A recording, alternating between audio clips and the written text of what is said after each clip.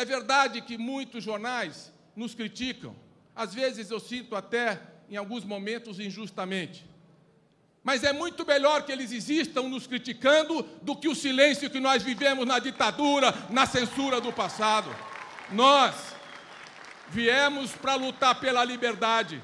Nascemos com o compromisso da liberdade e queremos liberdade de expressão, de manifestação, a pluralidade. É isso que enriquece a nossa história e a nossa trajetória. O Lula fez tudo isso. Combinou estabilidade, crescimento, distribuição de renda, democracia e liberdade, protagonismo internacional, liderança ambiental. E o que apresenta agora? Qual é o cenário para o Brasil depois do Lula? Nós estamos caminhando nos próximos 2 anos para sermos a 7ª economia do mundo. Passaremos a França e a Inglaterra. Nós seremos em breve a 5ª economia do mundo. Já somos hoje a 2ª agricultura do planeta e o país que mais produz e exporta alimentos. Só isso já dá uma imensa responsabilidade a São Paulo. Essa oportunidade que está posta depende da nossa capacidade de impulsionar o desenvolvimento econômico de São Paulo na indústria, nos serviços e na agricultura. E para isso, para que a gente possa realizar essa tarefa, nós precisamos fazer um diagnóstico das dificuldades e dos obstáculos que nós temos pela frente. O primeiro é que nós precisamos de um crescimento no nosso Estado mais harmônico, com menos desigualdade e assimetria, inclusive regional. Nós não podemos continuar. A macro-região de Campinas, Baixada Santista e São Paulo representam hoje 63% da economia. E as periferias vão crescendo de forma desorganizada e o interior, mais de 200 cidades, nós tivemos redução demográfica. As pessoas estão saindo, especialmente do oeste paulista, porque a única política que tiveram foi pedágio e presídio, e nós temos que repensar o desenvolvimento do interior. Nós precisamos de projetos estruturantes para o interior. E digo que um dos primeiros atos do meu governo será criar um Conselho de Desenvolvimento Econômico e Social, como o presidente Lula fez para dialogar com todos os setores, e nós vamos regionalizar esse conselho para criar governabilidade em cada região administrativa do Estado de São Paulo. São Paulo vai se interiorizar, vai olhar o interior com mais respeito e com mais atenção. Se nós quisermos preparar esse salto extraordinário para o futuro que se apresenta para o Brasil nesse momento da história, depois do governo Lula, nós teremos que encarar com grande prioridade o caos que se instalou no transporte público e no trânsito da Grande São Paulo. Eu vou dar um dado para vocês e não se esqueçam dele, mas pensem todo dia no que eu vou dizer. O Ibope fez uma pesquisa que só na capital as pessoas pedem, por dia, 2 horas e 43 minutos, em média, no trânsito de São Paulo, para ir de casa para o trabalho e do trabalho para o casa. Sabe o que é 2 horas e 43 minutos por dia, se você multiplicar pelos dias úteis em que as pessoas trabalham? 35 dias no ano. Nós estamos perdendo 1 mês da nossa vida, não de férias, mas parado no congestionamento, sem poder ir ou voltar, porque esses 27 anos que o mesmo grupo se alternou no governo, e nos últimos 16 anos como PSDB, eles não conseguiram preparar o futuro, investir em projetos estruturantes de transporte que desse qualidade de vida e o direito de ir e vir. Se a gente pega a Estação da Sé, com mais de 720 mil passageiros por dia, a gente vê o que é o caos do transporte. As pessoas já não conseguem embarcar e desembarcar.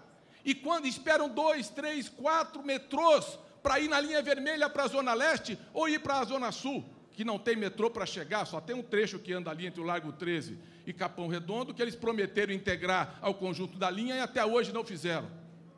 4, 5 metrôs.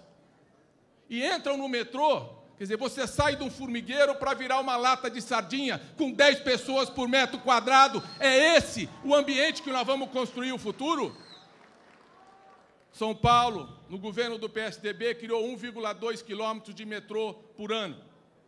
Para a gente chegar onde está a Cidade do México, que começou junto com São Paulo a construir o metrô, Nós vamos precisar mais de 100 anos, no ritmo que eles impuseram. Nós vamos acelerar o metrô, recuperar a CPTM, fazer o ferro-anel para ter trem, metrô e corredores de ônibus para ter transporte de qualidade, porque o povo não pode ser tratado com essa indignidade que é o transporte de São Paulo hoje.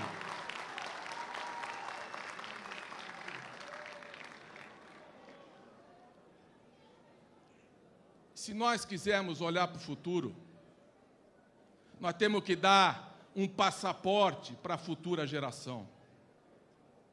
E só tem um passaporte para eles poderem entrar de cabeça erguida na sociedade do futuro, que será uma sociedade do conhecimento, da informação e do saber. É a escola. A escola é a prioridade das prioridades. E mesmo que o eleitor, às vezes, não veja isso, eu vou lutar nessa campanha para colocar a educação em primeiro lugar entre as políticas públicas desse Estado.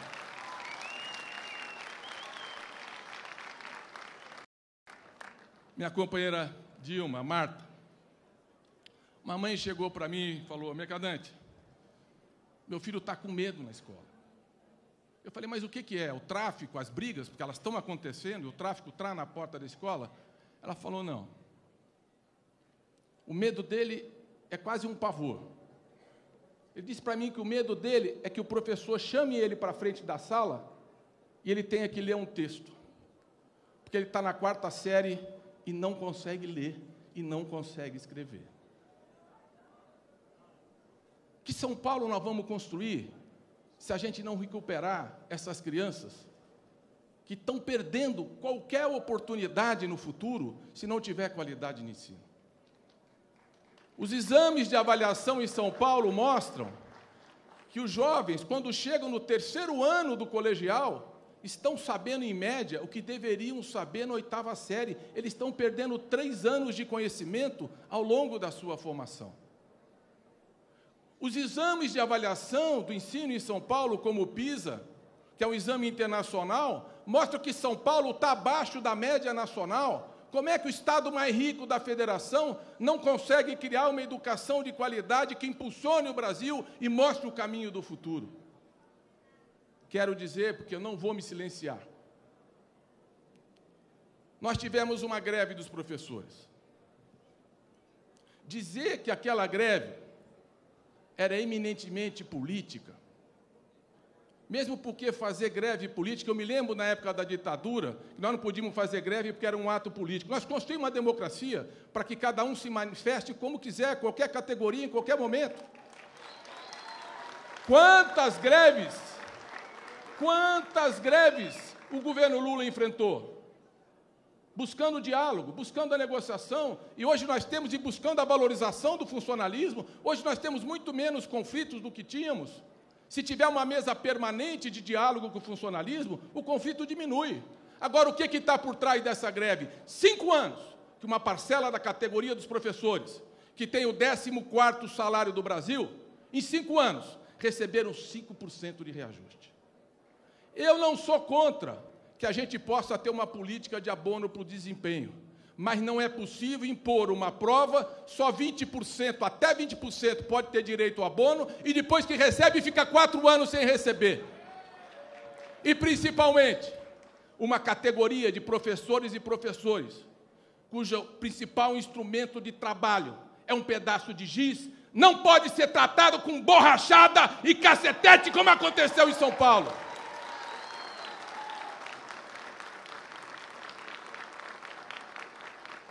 Não prometo atender todas as reivindicações, mas prometo que farei tudo para dar dignidade, dar autoridade, formar os professores, motivar os professores, a começar por um diálogo permanente que nós vamos ter com eles e com as outras categorias do funcionalismo do Estado, que precisa ter mais respeito e melhor tratamento no nosso Estado.